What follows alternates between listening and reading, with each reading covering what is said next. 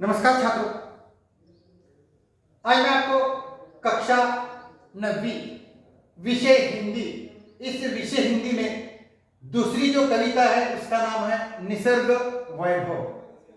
और इस कविता के कवि है सुमित्रानंदन पंत जी।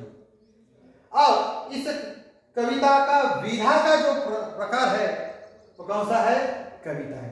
तो छात्रों, पिछली कक्षा में मैंने आपको इस कविता के कवि के परिचय के बारे में मैंने आपको जानकारी दी, उसके साथ साथ पद्य संबंधी जानकारी दी और इसमें आए हुए जो कठिन शब्द है इसका मैंने आपको सरल अर्थ बताया है।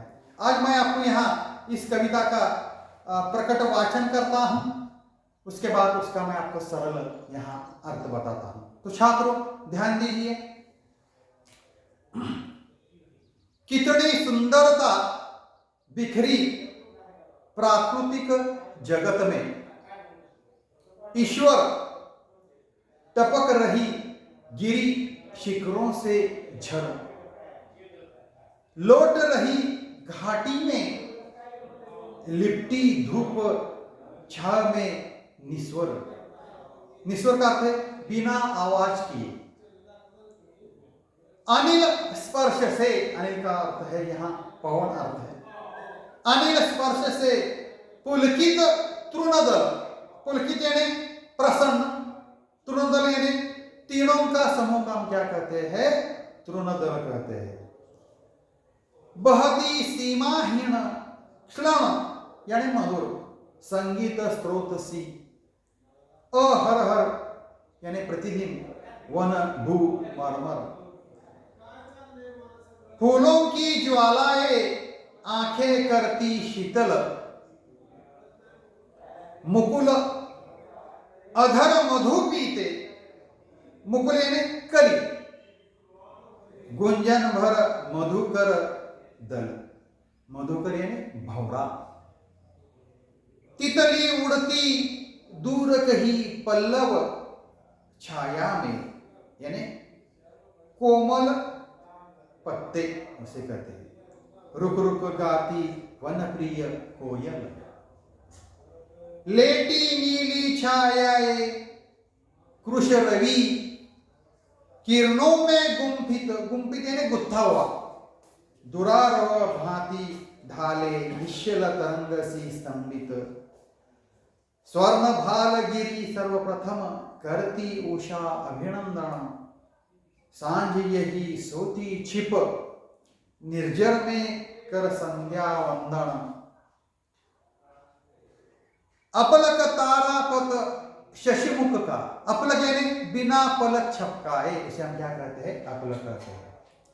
बनता लेखा दर्पण यही शैल कंदों पर सोया, जगता गंध सनिकरम, सद्य स्फुट सौंदर्य राशि समोन भरती मन में, कितना विस्मय कर वैचित्र, वैचित्र यानी अनोखापन, भरा पर्वत जीवन में, खग चलते फल कुतुर रही गिल हरिया को फल, वन पशु सब लखते प्रसन्न, परिचित मरकत, मरकत यानी पन्ना, आंगन में स्वाभाविक यदि मुझे याद आता ईश्वर इस क्षण में, जड़ जग इतना सुंदर जब चेतन जग में क्या कारण, रहता अहर क्या मतलब है?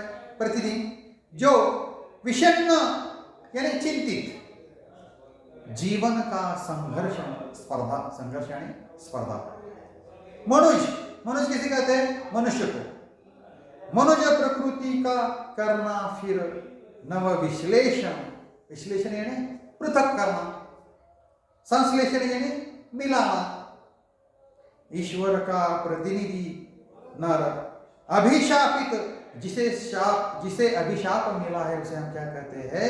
अभिशापित हो उसका जीवन लगता अपनी क्षुद्र, क्षुद्र यानी तुच्छ, अहंता, अंत का अर्थ क्या है?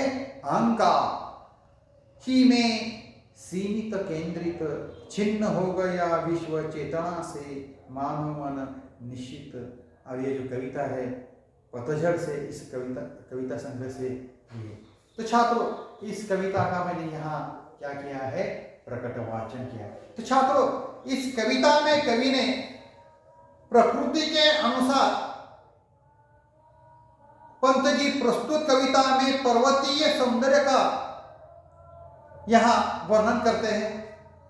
साथ ही मानव संसार में व्याप्त जो असंतोष है, अहंकार है आदि को लेकर कवि बहुत बड़ा चिंतित है। तो छात्रों, इस कवि का कहना है कि जब संसार में चारों ओर सौंदर्य बिखरा पड़ा है, सभी जीव जंतु प्रसन्न हैं, तो मनुष्य जो जगत के समस्त प्राणियों से भी इस संसार में कैसा है, वह सर्वश्रेष्ठ माना जाता है, पूर्णतः सर्वश्रेष्ठ माना जाता है। क्यों? छोटी छोटी बातों के कारण वह ये जो मनुष्य है दुखी क्यों रहता है, ऐसी विचारधारा कवि के मन में यहाँ आ जाती है। तो छात्रों, आज मैंने आपको कक्षा 9वीं विषय हिंदी, इस विषय हिंदी में छठी जो कविता है उसका नाम है निसर्ग वैभव और इसके कवि है सुमित्रानंद पंत जी। अविधा का प्रकार है कविता। पिछली तासिका मैंने आपको इस कविता का कवि का परिचय दिया है, उसके साथ साथ पद्य संबंधी जानकारी दी है। आज मैंने आपको इस कविता का सरल रूप से प्रकट वाचन किया है। इस कविता में आए हुए कुछ कठिन शब्द का मैंने आपको यहाँ अर्थ बताया है। तो छात्रों, मैं यहाँ ठहरता हूँ। धन्यवाद।